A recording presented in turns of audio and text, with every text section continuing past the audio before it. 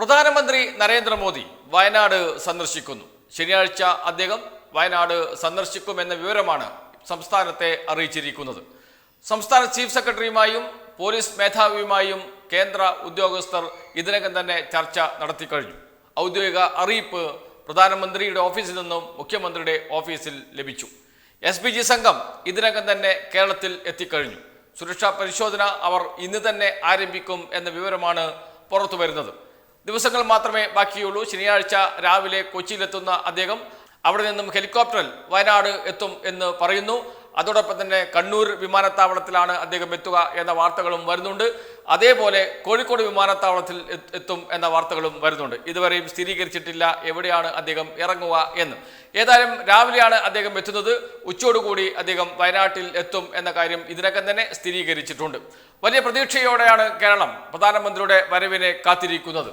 നമുക്കറിയാം, കഴിഞ്ഞ കുറച്ച് ദിവസങ്ങളിലായി കേന്ദ്ര സർക്കാർ വയനാട് ദുരന്തവുമായി ബന്ധപ്പെട്ട് കേരളത്തെക്കുറിച്ച് എന്തൊക്കെയാണ് പറയുന്നത് എന്ന് വലിയ ചർച്ചകൾ കേരളത്തിൽ ഉണ്ടായിട്ടുണ്ട്. കേന്ദ്ര ആഭ്യന്തര വകുപ്പ് മന്ത്രി അമിത്ഷാ തന്നെ ലോക്സഭയിൽ കേരളത്തെ കുറ്റപ്പെടുത്തിക്കൊണ്ട് സംസാരിച്ചത് നമ്മുടെ ഓർമ്മയിലുണ്ട്.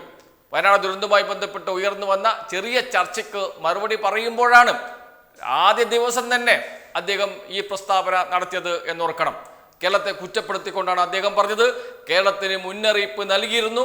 ആ മുന്നറിയിപ്പ് അനുസരിച്ചുള്ള ജാഗ്രത പാലിക്കാൻ സംസ്ഥാന സർക്കാരിന് കഴിഞ്ഞില്ല. അവിടെ നിന്നും ആളുകളെ ഒഴിപ്പിച്ചില്ല എന്ന്. എന്നാൽ പിന്നീടാണ് വിശദമായ വിവരങ്ങൾ പുറത്തു വന്നത്. വിവരങ്ങൾ പുറത്തു വന്നപ്പോൾ മനസ്സിലായി അമിത്ഷാ പറഞ്ഞത് പച്ചക്കള്ളമാണ്.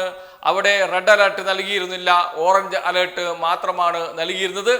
അതുമാത്രമല്ല, ഉരുൾപൊട്ടൽ ഉണ്ടാകുമെന്നോ നദിയിൽ വെള്ളപ്പൊക്കം ഉണ്ടാകുമെന്നോ എന്നുള്ള ഒരു മുന്നറിയിപ്പും സംസ്ഥാനത്തിന് നൽകിയില്ല. വൻ മഴയുണ്ടാകുമെന്ന മുന്നറിയിപ്പ് നൽകിയില്ല എന്നത് കൃത്യമായ വിവരങ്ങൾ പുറത്തു വന്നു. കാരണം അത് പബ്ലിക് ഡോക്യുമെൻ്റാണ്. ഇതിനു മുമ്പ് നൽകിയ മുഴുവൻ വിവരങ്ങളും പുറത്തു വന്നു. കേരളത്തിലെ മലയാള മനോരമ അടക്കമുള്ള മാധ്യമങ്ങൾക്ക് അത് വാർത്തയായി നൽകേണ്ടി വന്നു.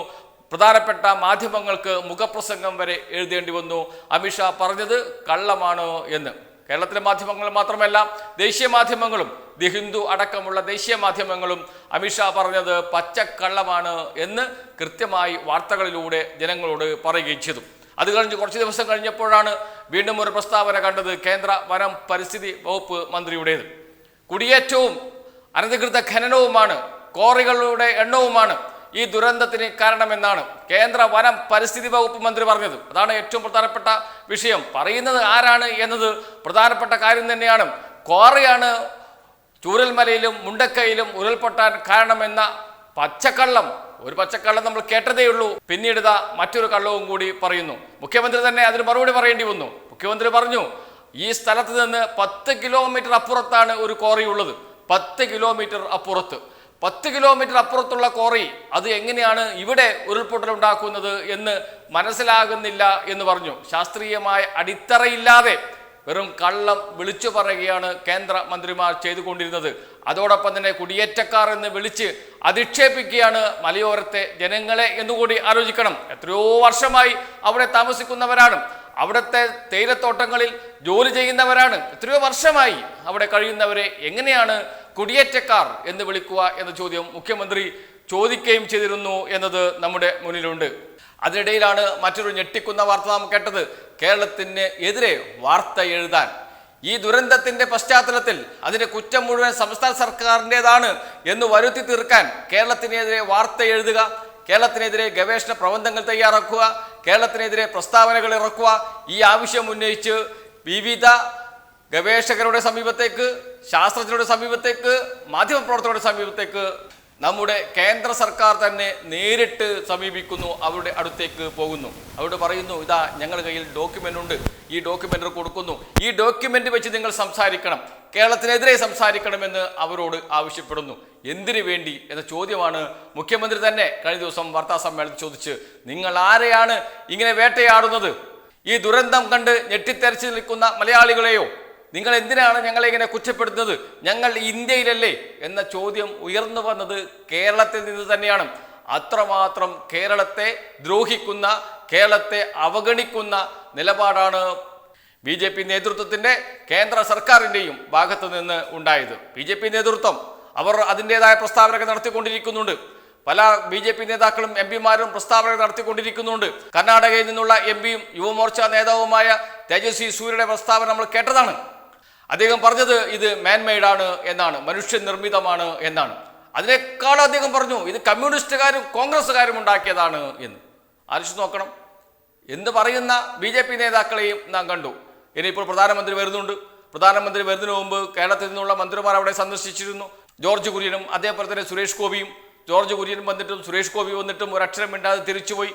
കാര്യങ്ങൾ കേന്ദ്രത്തിന്റെ ശ്രദ്ധയിൽപ്പെടുത്തും എന്നാണ് പറഞ്ഞത്. പിന്നീട് ഗവർണർ ആരിഫ് മുഹമ്മദ് ഖാൻ പോയി. ആരിഫ് മുഹമ്മദ് ഖാൻ പ്രധാനമന്ത്രിയെ കണ്ട് സംസാരിച്ചു. അദ്ദേഹം പറഞ്ഞു ചിലപ്പോൾ പ്രധാനമന്ത്രി വരാൻ സാധ്യതയുണ്ട് എന്ന്. ഏതായാലും പ്രധാനമന്ത്രി വരുന്നു, സന്തോഷം തന്നെയാണ്, യാതൊരു സംശയവുമില്ല. നേരത്തെ അമിത്ഷായും ഭൂപേന്ദ്ര യാദവും കേന്ദ്ര ആഭ്യന്തരമന്ത്രിയും കേന്ദ്ര വനം പരിസ്ഥിതി വകുപ്പ് മന്ത്രിയും പറഞ്ഞതിനപ്പുറത്തേക്ക്, അല്ലെങ്കിൽ അത് മുഴുവൻ തള്ളിക്കളഞ്ഞുകൊണ്ട് കേരളത്തെ സഹായിക്കാനുള്ള പദ്ധതികൾ പ്രധാനമന്ത്രി പ്രഖ്യാപിക്കുമോ? അതല്ല വെറും സന്ദർശനമായി ഇത് അവസാനിക്കുമോ? ഇതാണ് ഉയരുന്ന ചോദ്യം. കേരളം വലിയ പ്രതീക്ഷയിലാണ്. ഈ ദുരന്തത്തെ അതിജീവിക്കാൻ കേരളത്തെ സഹായിക്കും കേന്ദ്ര സർക്കാർ, വലിയ സഹായങ്ങൾ നൽകും എന്ന പ്രതീക്ഷ സംസ്ഥാന സർക്കാരിനുണ്ട്.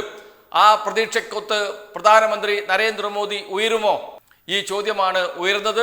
സ്വാഭാവികമായും ഇത് സംബന്ധിച്ചുള്ള പൂർണ്ണമായ വിവരങ്ങൾ പ്രധാനമന്ത്രിയെ ബോധ്യപ്പെടുത്തും സംസ്ഥാനമെന്ന് മുഖ്യമന്ത്രി നേരത്തെ തന്നെ അറിയിച്ചിട്ടുണ്ട്. ഇതിനകം തന്നെ കേന്ദ്ര സർക്കാരിന് കത്തുകൾ നൽകിയിട്ടുണ്ട്. കേരളത്തിലെ കേന്ദ്രമന്ത്രിമാർ നേരിട്ട് കണ്ട് അവിടെ എന്താണ് നടന്നത് എന്ന് മനസ്സിലാക്കിയിട്ടുണ്ട്. ഇതിൻ്റെയൊക്കെ അടിസ്ഥാനത്തിൽ ഇതൊരു ദേശീയ ദുരന്തമാണ് എന്ന് പ്രഖ്യാപിക്കാൻ പ്രധാനമന്ത്രി തയ്യാറാകുമോ? കേരളത്തിന് അർഹമായ സഹായം നൽകാൻ തയ്യാറാകുമോ എന്നത് മാത്രമാണ് അറിയാനുള്ളത്. കഴിഞ്ഞ ദിവസങ്ങളിലെ അനുഭവമായിരിക്കില്ല, അതിൽ നിന്നൊരു മാറ്റം കേരളം പ്രതീക്ഷിക്കുന്നുണ്ട്, മലയാളികൾ പ്രതീക്ഷിക്കുന്നുണ്ട്. അത് പ്രധാനമന്ത്രിയിൽ നിന്ന് ഉണ്ടാകും എന്ന വലിയ പ്രതീക്ഷ എല്ലാവർക്കുമുണ്ട്. ആ പ്രതീക്ഷയ്ക്ക് ഒത്ത് ഉയരാൻ പ്രധാനമന്ത്രിക്ക് കഴിയും എന്നാണ് കരുതുന്നത്. അത് നടക്കും എന്ന പ്രതീക്ഷയിലാണ് കേരളം ഇപ്പോൾ നിൽക്കുന്നത്.